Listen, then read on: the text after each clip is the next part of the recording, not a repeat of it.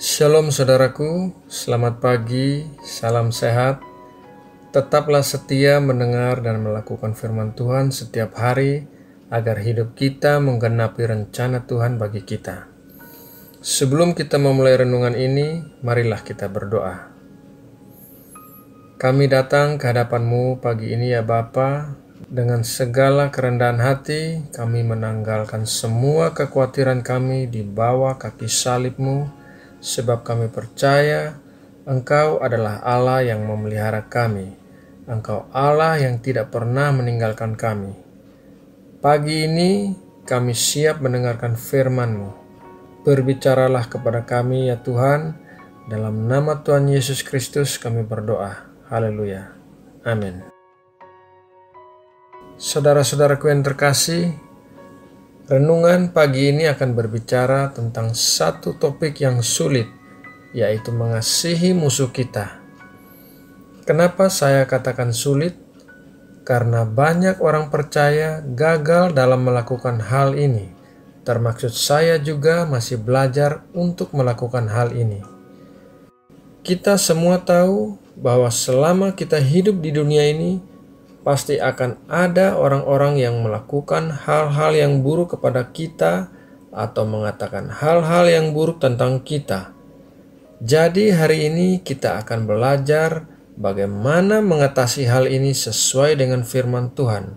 Bagaimana melakukan apa yang dikatakan firman Tuhan, yaitu mengasihi musuh kita. Pertama-tama kita akan membaca firman Tuhan dari Matius 5 ayat 43 sampai 48. Kamu telah mendengar firman, kasihilah sesamamu manusia dan bencilah musuhmu. Tetapi aku berkata kepadamu, kasihilah musuhmu dan berdoalah bagi mereka yang menganiaya kamu. Karena dengan demikianlah kamu menjadi anak-anak Bapamu yang di sorga, yang menerbitkan matahari bagi orang yang jahat dan orang yang baik, dan menurunkan hujan bagi orang yang benar dan orang yang tidak benar. Apabila kamu mengasihi orang yang mengasihi kamu, apakah upahmu? Bukankah pemungut cukai juga berbuat demikian?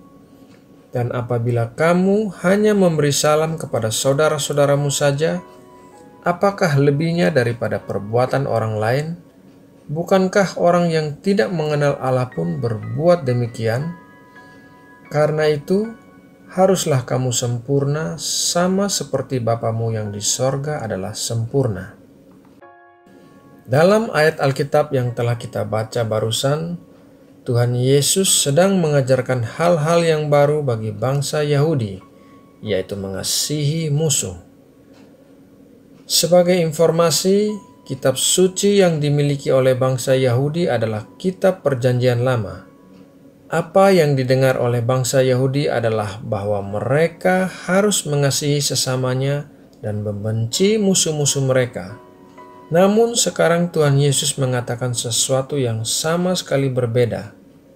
Tidak seorang pun pernah mendengar tentang kasih Allah sebelum Tuhan Yesus sendiri mulai mengajarkan orang-orang tentang hal itu. Kembali kepada pembacaan ayat Alkitab dalam Matius 5 tadi. Di ayat ke-48 dikatakan bahwa, karena itu, haruslah kamu sempurna sama seperti Bapamu yang di sorga adalah sempurna.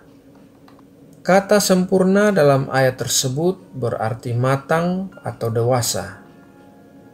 Tuhan Yesus tahu bahwa tidak seorang pun di antara kita dapat menjadi sempurna seperti Allah. Namun Tuhan Yesus berkata bahwa kita harus menjadi dewasa dan sempurna atau matang dalam kasih Allah. Untuk menjadi matang dalam kasih Allah, siapakah yang harus kita kasihi? Apakah hanya mereka yang mengasihi kita? Tidak. Tuhan Yesus berkata bahwa untuk menjadi matang dalam kasih Allah, kita justru harus mengasihi musuh-musuh kita. Kemudian Tuhan Yesus menjelaskan siapa musuh-musuh kita dalam Lukas 6 ayat 27-28. Mari kita baca firman Tuhan. Tetapi kepada kamu yang mendengarkan aku berkata, kasihilah musuhmu, berbuatlah baik kepada orang yang membenci kamu, mintalah berkat bagi orang yang mengutuk kamu, berdoalah bagi orang yang mencaci kamu. Dari ayat tersebut kita bisa mengetahui bahwa musuh-musuh kita adalah orang-orang yang mengutuk kita, membenci kita, dan berbuat jahat kepada kita. Menurut Tuhan Yesus, apakah yang harus kita lakukan terhadap musuh-musuh kita? Apakah kita harus membalas dan berbuat jahat terhadap mereka juga? Tidak. Kita harus mengasihi mereka, memberkati mereka, berbuat baik kepada mereka, dan mendoakan mereka. Bahkan Tuhan Yesus sendiri telah memberikan contoh kepada kita dalam hal pertama, mengasihi musuh.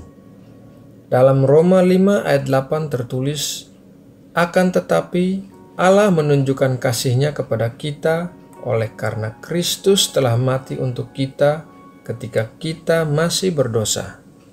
Saudara perhatikan, Tuhan Yesus telah mati untuk kita ketika kita masih berdosa.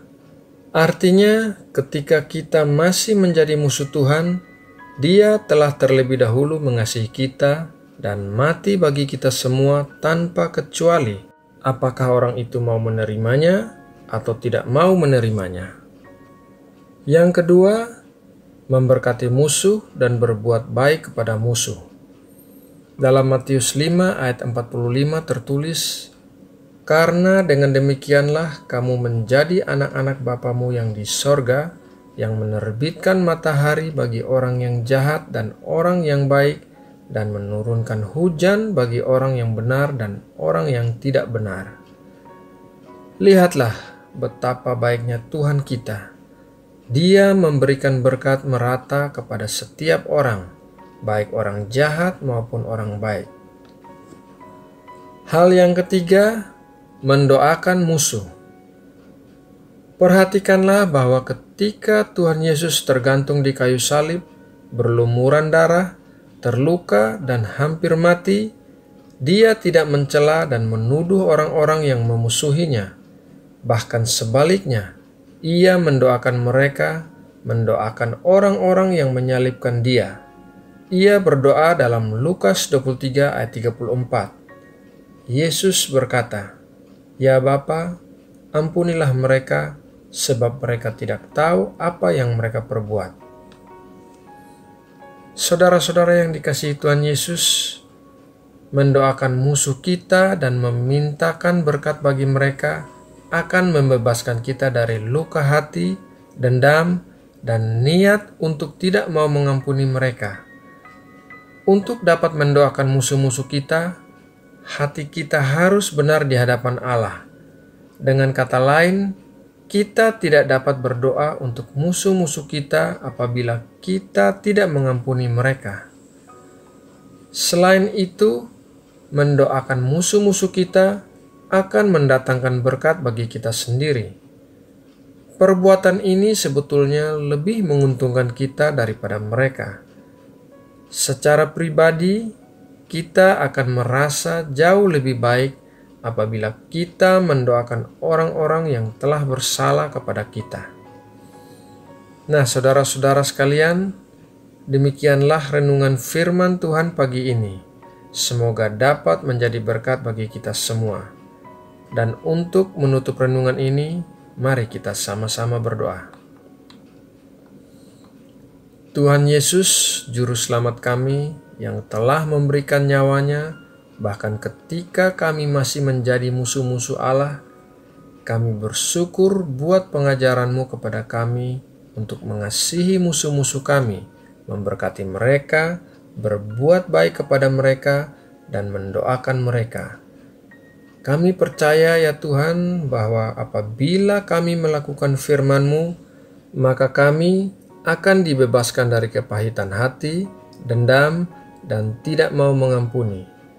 Terima kasih ya Tuhan, sebentar kami akan memulai kegiatan-kegiatan kami hari ini. Kami mengundang Engkau untuk terlibat dalam rencana-rencana kami, campur tangan dalam kehidupan kami, keluarga kami, pekerjaan kami, pelayanan kami, sehingga pada akhirnya semua yang kami lakukan akan memuliakan Engkau saja.